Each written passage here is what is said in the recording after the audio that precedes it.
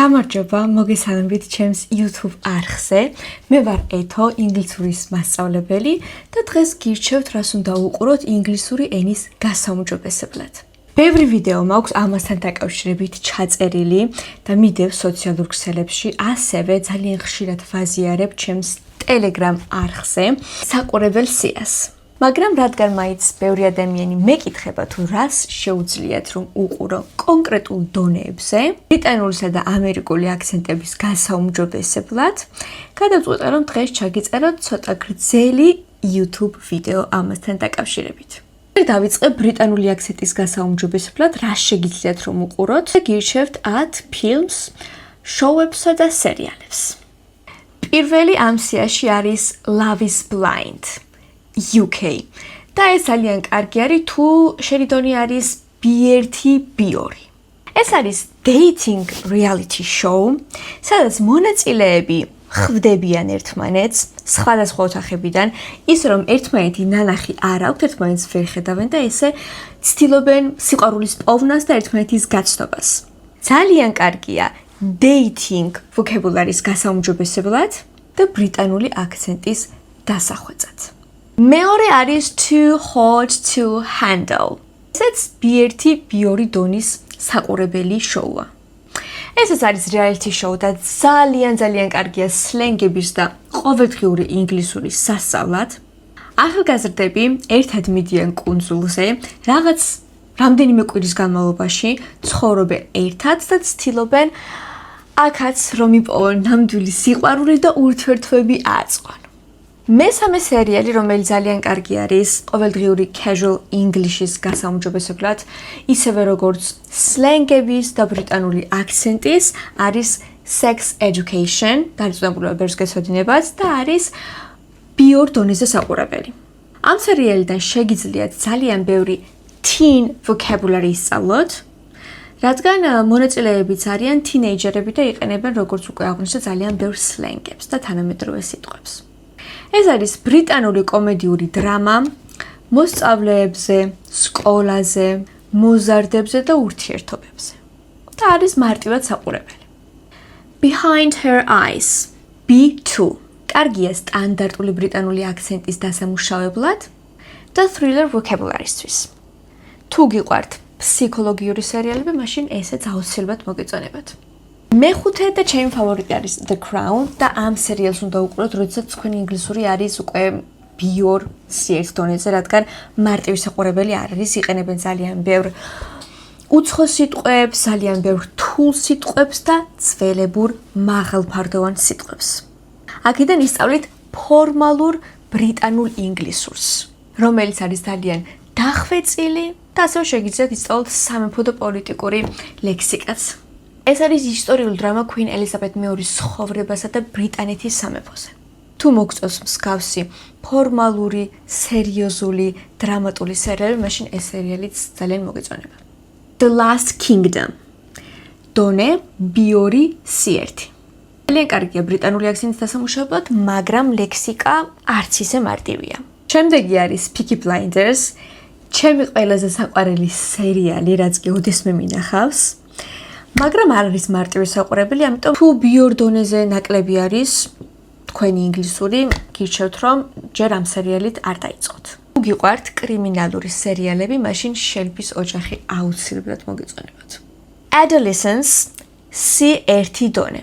ეს კრიმინალური დრამა. კარგია თანამედროვე ბრიტანული აქცენტის და ლექსიკის დასამუშავებლად, ასევე ყოველდღიური ინგლისურისთვის. ეს არის ერთ-ერთი ყველაზე ცნობილი ბრიტანული დრამა 13 წლის ბიჭზე, რომელსაც ადანაშაულებენ საკუთარი კლასელის მკვლელობაში. და ეს მსახიობიც, ჯეიმი მილერი, არაჩვეულებრივად საოცრად ასრულებს ამ როლს და როგორც ისე ბევრი ჯილდოს მიიღო.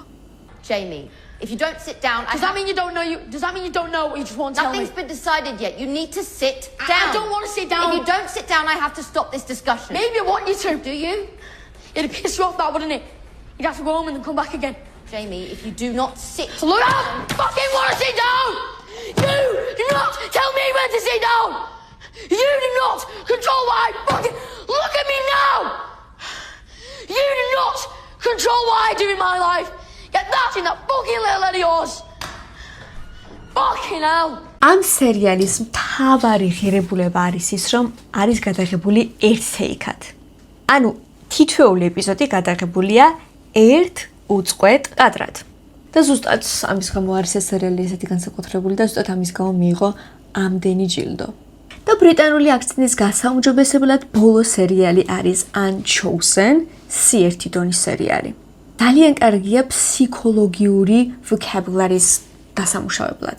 ეს სერიალი არის ახალგაზრდა დედაზე, რომელიც ცხოვრობს რელიგიურად იზოლირებულ ჯგუფში. და მისი ცხოვრება სრულიად იცვლება უცხო ადამიანთან შეხვედრის შემდეგ. ეხლა კი გადავიდეთ ამერიკულ აქცენტზე და რას უნდა ვუყუროთ ამერიკული აქცენტის გასაუმჯობესებლად?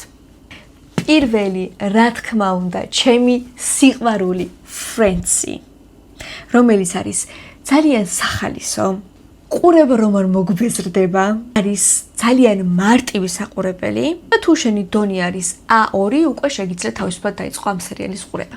ეს არის ამერიკული სიტკომი მეგობრებზე, ნიუ-იორკში ცხოვრებაზე, სიყვარულზე, ურთიერთობებზე, სამსახურსა და მეგობრობაზე.